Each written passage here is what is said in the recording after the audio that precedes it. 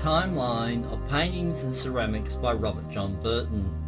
I'm a regional artist living and working in the tropics of North Queensland, Australia. In the beginning, in another far-flung place, I was inspired by colour. I painted this portrait when I was 10. The sunflowers were my first attempt at using oils. Other kids played sports and had friends. I made artwork. A decade later, I was painting the things close to me, a retreat from the world of violent, careless parents and unwelcome, brutal strangers. My inability to engage well with others, a mixture of fear and feeling far away, just kept growing. Eventually, I began to win some prizes and have my work shown, which surprised me. I had a pushy, overbearing mad mother who made me do things that made me very uncomfortable. People would apologise and say they had not recognised I was retarded. Going to the Queensland College of Arts was the best idea I have ever had. Best years of my life. I discovered other mad, self-obsessed people. They wouldn't stay friends, but it all seems fantastic.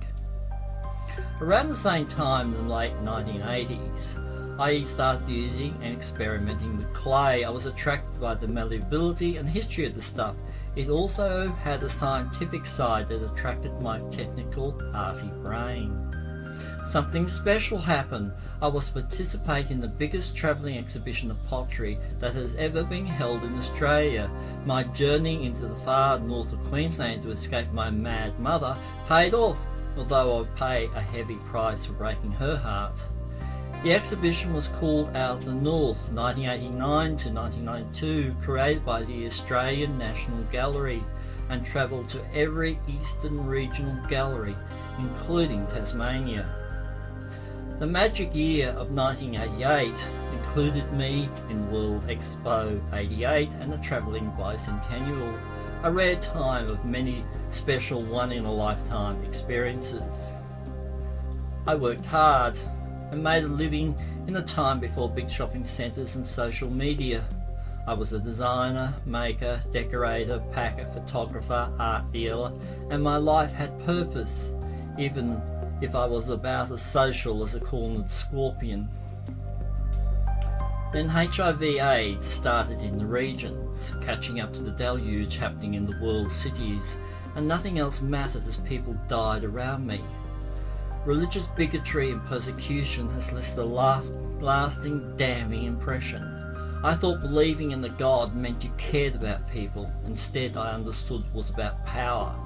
I curated this fundraiser exhibition. I responded, I fought, I made no friends. The times were too horrible. Strange, I also discovered being popular because of my artwork made some people hate me. Never good at reading body language, I was a scapegoat for some very disturbed people. I just kept working, lots of exhibitions, some attention I did not like. Some people think because they own a piece of your artwork, they have a claim on you. Regardless, stuff kept happening. My exhibitions got bigger, required more effort. I was obsessive. I worked through floods, cyclones, serious health issues, and I still kept working. But I was not happy. Something was very wrong. A lifetime of abuse was wearing me out. I was exhausted. I had survived parental abuse. I had survived criminal abuse as a victim of violent robbery. I had survived many major surgeries, and I had survived malicious attacks on my character. People were misreading my behaviours, but no one suggested Asperger's then. I began to think it would be better to die. I had been abandoned by my siblings. They have their own horror stories, colleagues. They were after my work for money, and the world was now so strange. The violence of 9/11 and the Bali bombings a year later remade civility into something wrong. I remember when I lost my mind. Everything was making me crazy. Working too much but not making decent money, not socialising, and being attacked for my manner that marks Asperger's. Blunt statements, lack of empathy, poor personal planning including self-care, and anxiety attacks.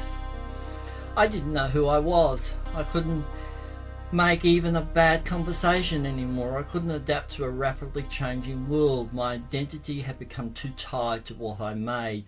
People really bothered me. After a few more wrong turns, I went to university. Unlike art college, these were not good years. Too many bullies. I would be questioned about my clothes, my sunglasses, my earphones, my high distinctions, my need to do well. What's that all about, they would say. Why wasn't I at least proud of my achievements? Because I'd become so undermined by people who did not consider neurodiversity any sort actually. Ageism was a problem, homophobia still was. I was always in surgical bandages. I was not welcome there. Just making crazy. Blank look. Out of time. A dance-off with youth and old age. Help was sought. Life is a snakes and ladders game. A storm brewed. I stopped working in clay, although I helped others. Gave away free paintings. Gave away stuff. I was looking for emptiness, clearing the decks. I couldn't see the wood for the trees. Working as a school teacher killed me. The kids saw the kid in me and tore me apart.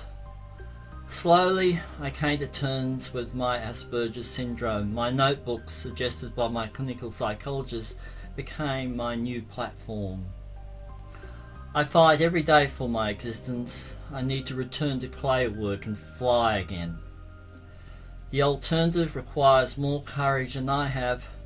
It is a finite resort because I have little personal support, but I am stubborn and I deserve better. I am a survivor. I knew it as a kid. So, for something completely different. Things that were, things that are, and some things that have not come to pass.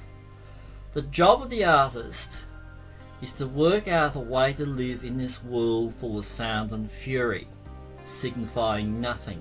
We need delusions to survive. Subscribe and comment to see how I'm using my abilities to fight off dark thoughts and accept myself. I still have artworks in me to make. There are people like me I can help. Thank you for watching and supporting diversity in all its myriad forms.